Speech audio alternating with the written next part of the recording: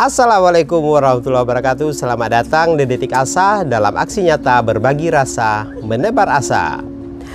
Ya teman-teman, setelah beberapa minggu penayangan video tentang kisah hidup Bapak Rana, dan video tersebut cukup menarik perhatian penonton.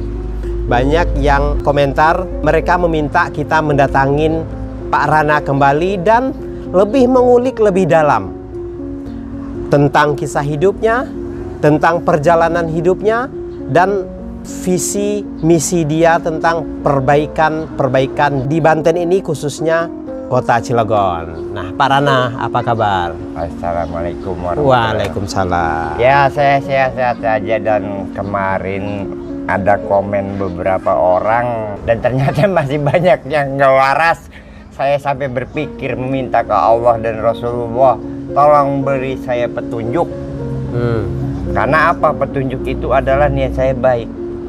Cilegon atau Banten ini bersih dari orang sakit tidak waras. Di alun-alun, saudara-saudara, banyak sekali keseliweran. Saya sampai nangis, menitiskan air mata di depan kantor Pusaka Gubernur itu.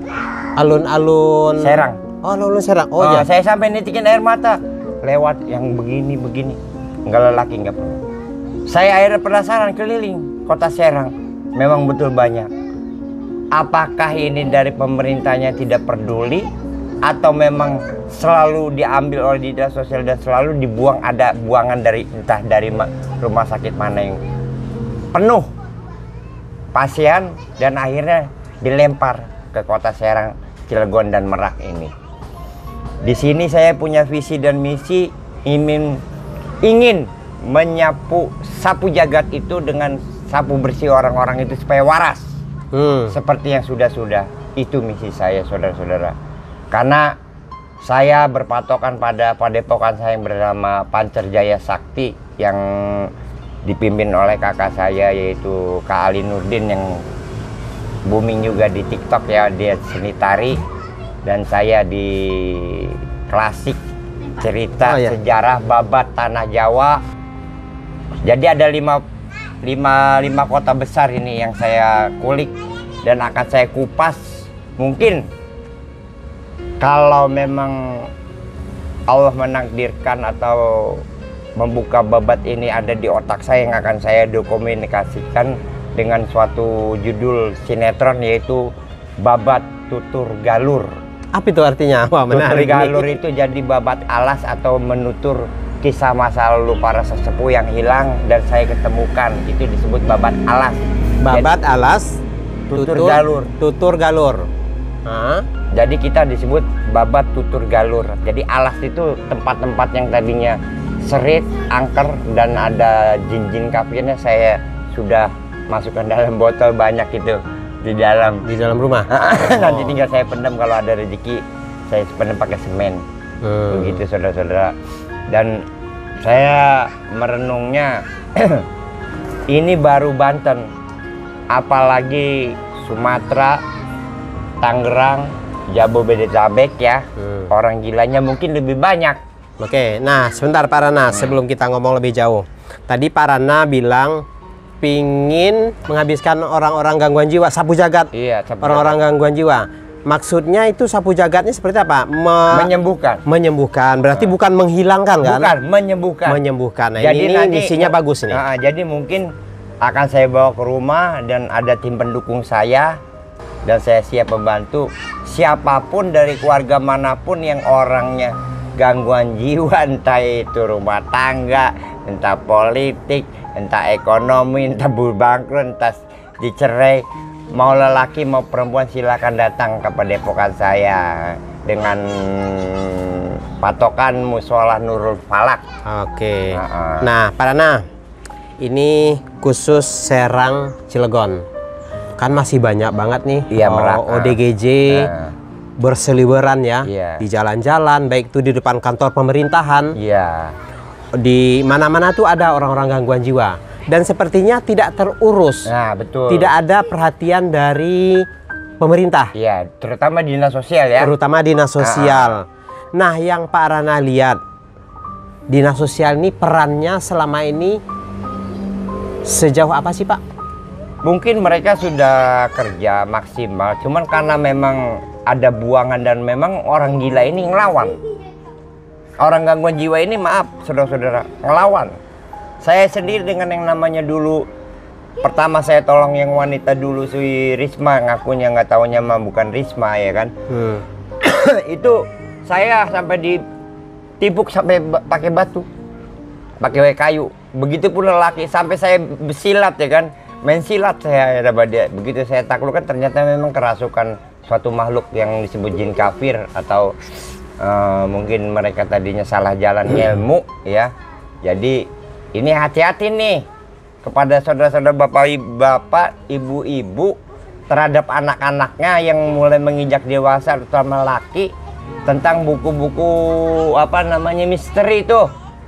Ada kan amalan-amalan yang kejawen yang nggak ada gurunya diikuti oleh mereka dan akhirnya ketumpangan jin kafir. Hati-hati, terutama di HP Android ini ya. Ada banyak cerita itu bohong, rekayasa semua, penarikan barang apa. Justru saya nariknya lagi nyapu begini, tak tahu ada batu, ada keris, ada apa. Di tempat sampah lah benda-benda itu hilang, diambil oleh makhluk-makhluk halus, bukan yang begini sapu jagat begini, ki paranormal, ki prana semacam-macam. Itu nonsen, bohong itu ya, rekayasa semua. Ingat saudara-saudara, paranormal nih Kirana yang asli ya, jangan suka menentang Kirana yang punya air, si kuasa berkuasa. Aku bergelar Pangeran Samudra, inilah si Gempar Soekarno. Ingat, papiku marah dengan saudara-saudara menjual atas nama dirinya, ngaku-ngaku Soekarno, pakai kebesaran, dilihat seperti Soekarno. Nipu orang, lipat uang ganda, pusaka ini, tongkat komando, wah, nggak ada itu. Bohong saudara-saudara pemirsa. Setelah saya renungkan, ya mohonlah kepada para pemirsa yang hatinya terenyuh buat mereka. Saya membutuhkan biaya finansial untuk mereka, pengadaan makanan, pakaian, karena mereka harus dirapikan. Akan saya mandikan mereka di Laut Cikuasa, akan saya rapalkan ayat-ayat suci Al-Quran, akan saya ruqyah dia supaya sehat seperti yang sudah-sudah. Karena selama ini tidak diposting ini itu, sehat pergi. Ada yang pernah muter musola saudara-saudara, perempuan 4 kali sampai minta ke warung teteneng ini. Saya tanya, nongkrong di situ kenapa? Oh, rupanya ketempelan masuk jin kafir. Akhirnya keluar. Di mana rumah kamu? Kampung Sawah. Udah pulang kamu ke Kampung Sawah. Mesen nasi uduk saudara-saudara, saya nggak mesen. Saya sampai malu sama yang punya nasi uduk. Udah pergi kamu Pak RT, tolong bayarin nasi uduknya. Yang penting dia udah sehat. Iya, begitu saudara-saudara. Nah, Parana, kenapa? Apa alasan Parana nih kok tertarik membantu orang-orang gangguan jiwa yang ada di jalan? Oh begini, saya tadinya kan punya masalah dengan kejiwaan karena rapalan saya, amalan saya. Dipikir orang saya ini gila. Oh, padahal enggak. Padahal saya ini sang penyembuh. Karena saya punya satu doa yang orang lain tidak punya. Ingat saudara-saudara, siapapun paranormal itu tidak punya amalan itu. Dari almarhum guru saya yang bernama Haji Naiman dari Ngawen, guru besar Padepokan Welas Asih. Mungkin saudara-saudara tahu dengan yang namanya Mbah Naiman, almarhum guru saya. Dia turunkan ilmunya, itu ilmu dari Nabi Khidir, bukan sembarang orang. Hanya saya mungkin satu orang dan satu saudara saya, Kang Ali Nurdin, menguasai tentang ilmu. Ingat, jangan bermain-main dengan ilmu, apalagi bermain-main dengan kitab suci ayat Al-Quran. Karena ingat, kalau kita salah melafadzkan, yang datang bukan jin muslim atau khodam yang baik, tapi itu jin kafir alias dajjal dan iblis yang bisa menguasai jiwa kita, menjadi kita tidak waras.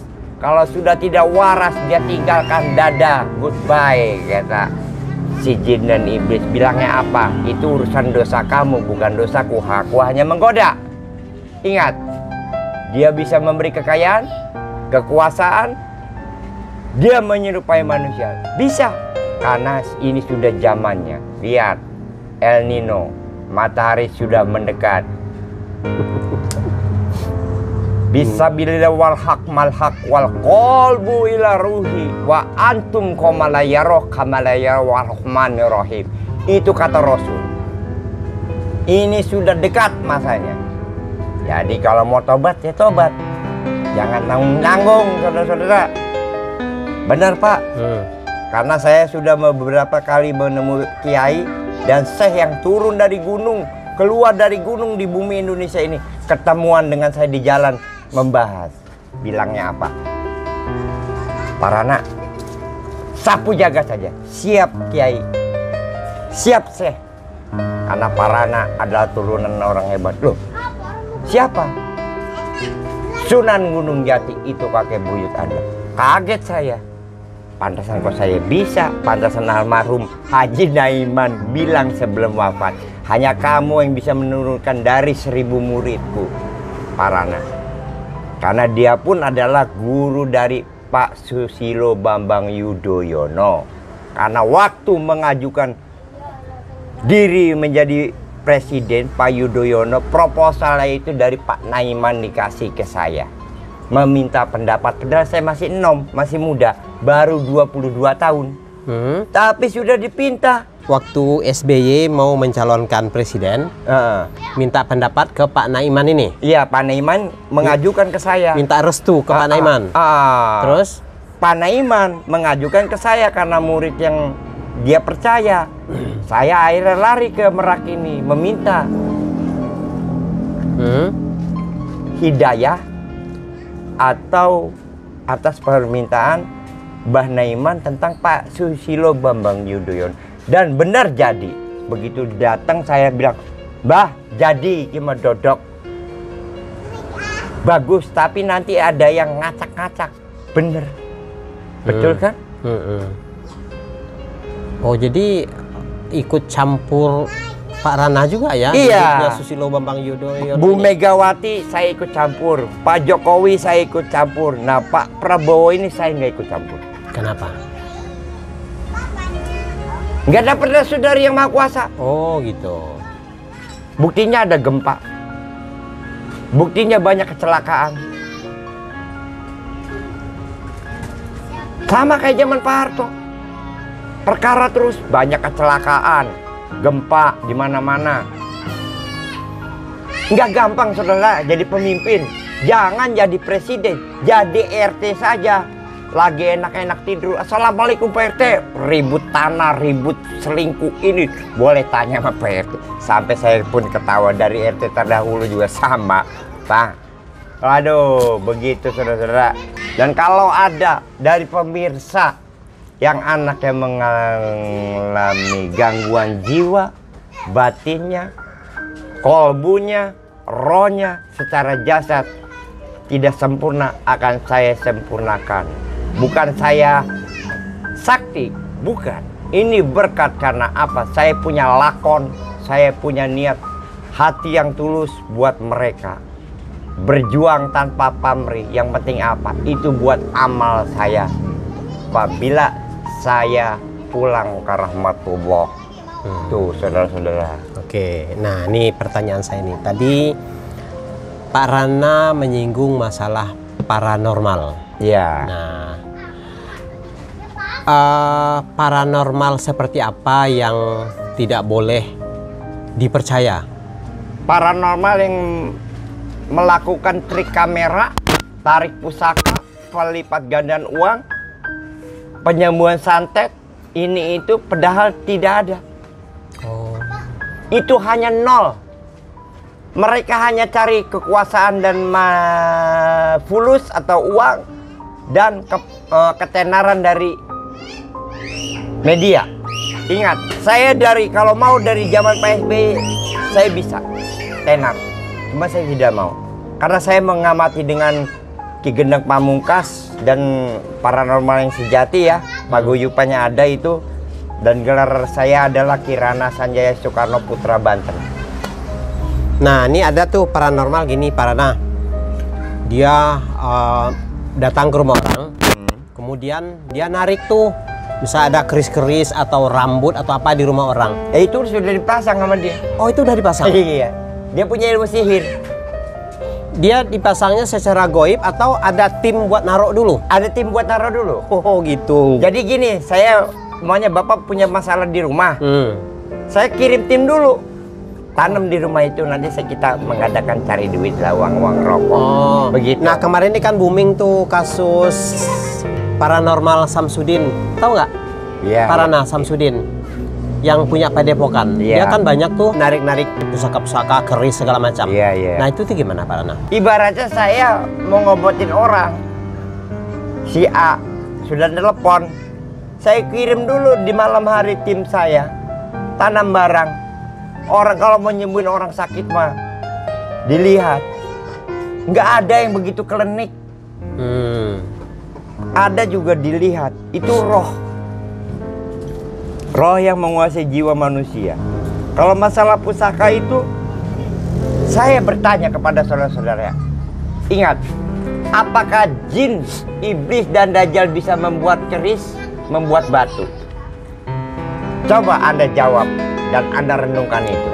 Itu buatan manusia. Makhluk halus itu tidak bisa menyentuh benda, Pak. Oh, gitu ya. Dia goibi. Goibi. Kursiyuhus samawati minal jinnati wanas. Nggak bisa minum kopi. Fil jasati, dia tidak punya jasad. Jadi numpang jasad ke manusia, pikirannya kosong. Kalau sudah nggak mau mandi, udah nggak waras, makan tempat sampah apa, ditinggalin sama dia. Karena arwahnya udah dapet sama dia. Arwah atau roh manusia itu. Kalau udah kosong, udah nggak bagus nih badan, dia tinggalin, mati si Bulan. Jadi kalau ada paranormal yang datang ke rumah orang terus nemu keris, itu bohong. Rekayasa. Rekayasa ya. Udah pasti rekayasa. Saya berani taruh. Berani taruh ya. 100% karena saya mengikuti, pernah jadi timnya. Oh gitu. Oh pernah. Saya jebak mereka. Nih kalau mau narik pusaka, duduk situ, amalin ayat ini. Saya bantu dari belakang, saya gedor punggung kamu. Buak, timbul kerisnya. Dari sebatang pohon. Oh, rekayasa semua itu. Ilmunya boleh berani tanding duduk dengan saya tenaga dalam. Mati saya, mati dia. Muntah saya, muntah dia. Darahnya yang keluar. Banyak saya tantang. Yo, kalau kamu merasa sakti, saya mah nggak sakti ya. Cuman saya merasa tertantang. Orang sakti itu tidak menunjukkan kesaktiannya. Orang mengerti itu akan bisa mengikuti apa itu kata orang sakti. Yang sakti mah Allah. Yang sombong mah Allah. Kita mah nggak bisa sombong.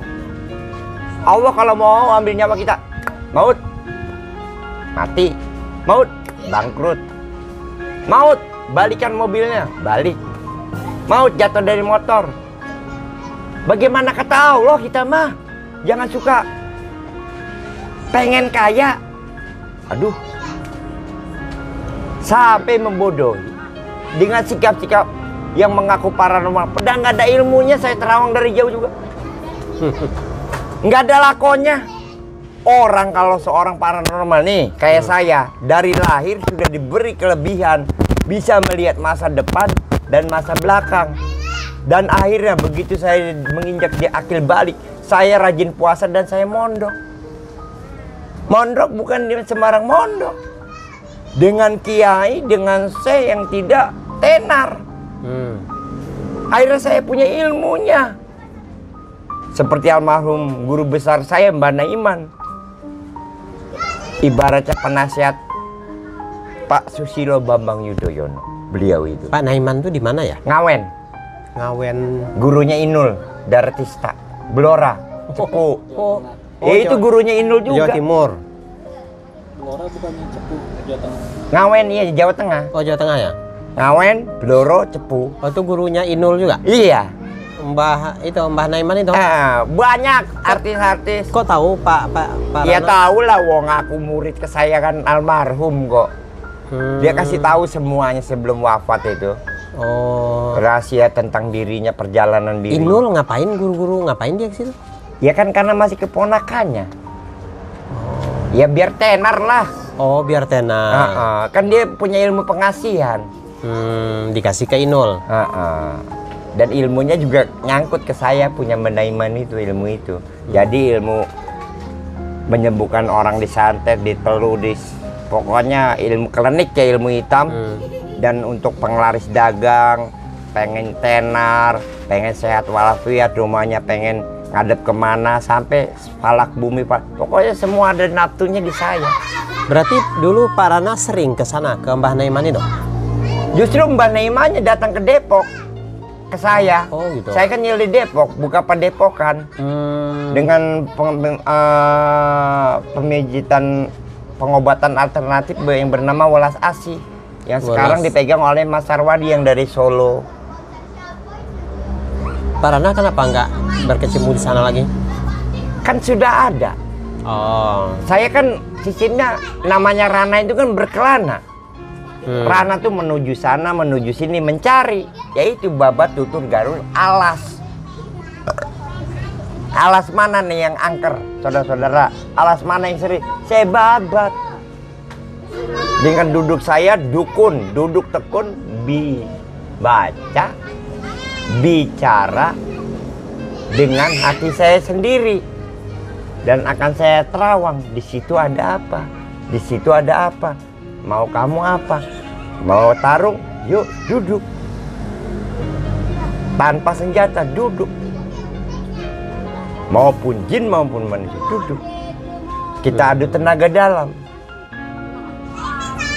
Saya akan ukur tenaga kamu. Ini tenaga saya udah Braja Musti putih, api. Apa itu? Ini dulunya main api. Main api. Injak api. Terus? Pegang bara itu. Tuh.